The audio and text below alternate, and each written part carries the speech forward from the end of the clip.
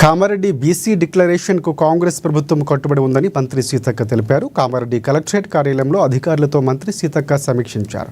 బీసీలకు 42% రిజర్వేషన్లు కల్పించిన తర్వాతే స్థానిక సంస్థల ఎన్నికలకు వెళతామని అన్నారు. బీసీ రిజర్వేషన్లు పెంచుతూ ఆర్డినెన్స్ జారీ చేయాల్సి ఉంటుందని చెప్పారు. ప్రభుత్వం జారీ చేసిన ఆర్డినెన్స్ను గవర్నర్ ఆమోదించాల్సి ఉంటుందన్నారు ఆమె.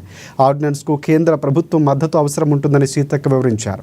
రిజర్వేషన్ అమలు చేయాలని త్వరలో దేశ ప్రధానమంత్రి నరేంద్ర మోదీని కలుస్తామని సీతక్క వెల్లడించారు.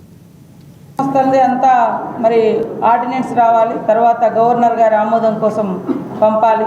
దీనికోసం కేంద్ర ప్రభుత్వం మద్దతు కూడా అవసరం. వారిని కూడా ఈ మధ్యకాలంలో సీఎం గారు పీఎం గారిని కూడా కలవాలనే ఆలోచనతో ఉన్నారు.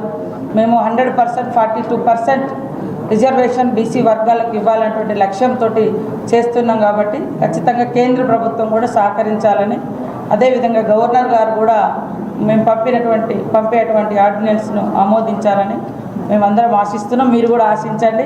రాజకీయాలు లేకుండా మేమెంతో మాకంతా అనే విధానం అమలైతే అన్ని వర్గాలు మరి రాజకీయ అధికారంలో భాగస్వాములు అయితే అభివృద్ధి సంక్షేమం కూడా ఆ స్థాయిలోనే వెళ్తుంది. కొంచెం టైం పడుతుంది, ఎందుకంటే కోర్టు కూడా 3 నెలల్లో కంప్లీట్ చేయాలని చెప్పారు. కాబట్టి మేము కూడా క్యాబినెట్లో మరి మన డెడికేటెడ్ కమిటీని, తర్వాత